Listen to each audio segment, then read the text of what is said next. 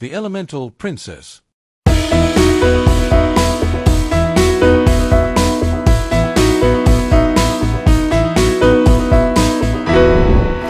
ऐसी दुनिया में जहां तत्व भूमि पर शासन करते हैं, वहां 4 महान राज्य मौजूद हैं। प्रत्येक प्रकृति की एक विशिष्ट शक्ति के साथ जुड़े हुए हैं: पृथ्वी, जल, अग्नि और वायु। प्रत्येक राज्य अपनी मौलिक शक्तियों के मार्गदर्शन में सदियों से चले आ रहे नाजुक संतुलन को बनाए रखते हुए फलता फूलता है। राज्य संधियों और गठबंधनों से बंधे होते हैं। प्रत्येक राजा या रानी दूसरों के साथ सद्भाव बनाए रखते हुए अपने क्षेत्र के अद्वितीय मौलिक उपहारों का प्रबंधन करते हैं। अर्थ किंगडम की राजकुमारी अमारा ने हमेशा विशेषाधिकार और अपेक्षा का जीवन जिया है। उसका राज्य, जो अपने हरे भरे जंगलों और उपजाऊ भूमि के लिए जाना जाता है, शांतिपूर्ण और समृद्ध है। पृथ्वी राजा और रानी की एकमात्र संतान के रूप में अमारा को सिंहासन विरासत में लेने के लिए तैयार किया गया है।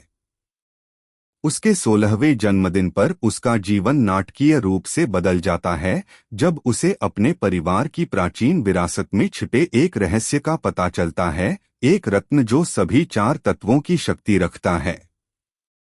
शुरुआत में अमारा अपनी नई क्षमताओं से अभिभूत हो जाती है। वह पृथ्वी की शक्ति, जल के प्रवाह, अग्नि की तीव्रता और वायु की स्वतंत्रता को नियंत्रित कर सकती है। प्रत्येक तत्व उसमें अलग अलग तरह से प्रकट होता है, जिससे उसे ऐसी शक्तियां मिलती हैं जो विस्मयकारी और भयानक दोनों होती हैं। उसके माता पिता आश्चर्यचकित और गौरवान्वित हैं, लेकिन उसकी असामान्य शक्तियों के प्रभाव से डरते हैं। ऐसी क्षमता अभूतपूर्व है और राज्यों के बीच नाजुक संतुलन को बिगाड़ सकती है। अमारा की शक्तियों की खबर जल्द ही पृथ्वी साम्राज्य की सीमाओं से परे फैल गई। जल, अग्नि और वायु साम्राज्य उससे मिलने के लिए दूत भेजते हैं, जिनमें से प्रत्येक जिज्ञासु और सतर्क होता है।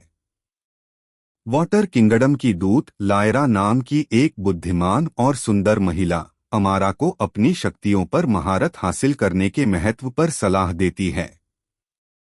फायर किंगडम का दूत केल नाम का एक उग्र और भावुक व्यक्ति उसे उन खतरों के बारे में चेतावनी देता है जो अनियंत्रित होने पर उसकी शक्तियां पैदा कर सकती हैं। एयर किंगडम के दूत जेफिर नामक एक शांत और विचारशील विद्वान राज्यों को बांटने के लिए उसकी क्षमताओं की क्षमता के बारे में उसे अंतर्दृष्टि प्रदान करते हैं। अमारा आत्मखोज और प्रशिक्षण की यात्रा शुरू करती है, अपने नए गुरुओं के मार्गदर्शन में अपने मौलिक नियंत्रण में महारत हासिल करना सीखती है। जैसे जैसे वह मजबूत और अधिक कुशल होती जाती है, अमारा की क्षमताएं शांति और समृद्धि ला सकती हैं। इसकी संभावना को पहचानते हुए राज्य एकजुट होने लगते हैं।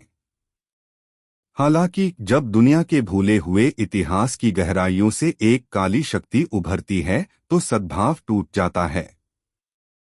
शैडो किंग के नाम से जानी जाने वाली एक प्राचीन, द्वेषपूर्ण इकाई उभरती है, जो दुनिया को अंधेरे और अराजकता में डुबाने की धमकी देती है। शैडो किंग की शक्ति तत्वों को खत्म करती हुई प्रतीत होती है, जिससे सभी क्षेत्रों में कलह और भय का बीजारोपण होता है। राज्य जो कभी अपने हितों से विभाजित थे, अब एक आम दुश्मन का सामना कर रहे हैं। अमारा, जो अब आशा और एकता का प्रतीक है, उसे एक ऐसी बड़ी भूमिका में डाल दिया गया है जिसकी उसने कभी कल्पना भी नहीं की थी। शैडो किंग के खिलाफ संयुक्त मोर्चा बनाने के लिए उसे सभी 4 तत्वों में अपनी महारत का उपयोग करना होगा। प्रत्येक राज्य गठबंधन में अपनी ताकत का योगदान देता है। जल साम्राज्य की अनुकूलनशीलता, अग्नि साम्राज्य का साहस, वायु साम्राज्य की चपलता और पृथ्वी साम्राज्य की लचीलापन एक शक्तिशाली गठबंधन में एक साथ आते हैं। जैसे जैसे अंतिम लड़ाई नजदीक आती है, अमारा का नेतृत्व और तत्वों में सामंजस्य बिठाने की उसकी क्षमता महत्वपूर्ण हो जाती है। शैडो किंग, जिसे कभी अजेय माना जाता था, सभी तत्वों की संयुक्त ताकत के सामने असुरक्षित होने का खुलासा हुआ है। अपने सहयोगियों के साथ अमारा एक भव्य रणनीति तैयार करती है जो दुनिया को निगलने की धमकी देने वाले अंधेरे पर काबू पाने के लिए तत्वों की पूरी ताकत लगाती है।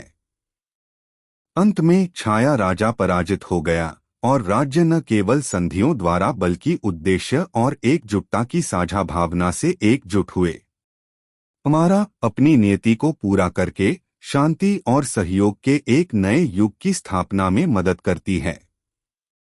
मौलिक संतुलन बहाल हो जाता है और राजकुमारी की यात्रा आशा और एकता की एक किंवदंती बन जाती है जो दिखाती है कि जब विभिन्न ताकतें एक सामान्य कारण के लिए एक साथ आती हैं तो सबसे बड़ी चुनौतियों को भी दूर किया जा सकता है।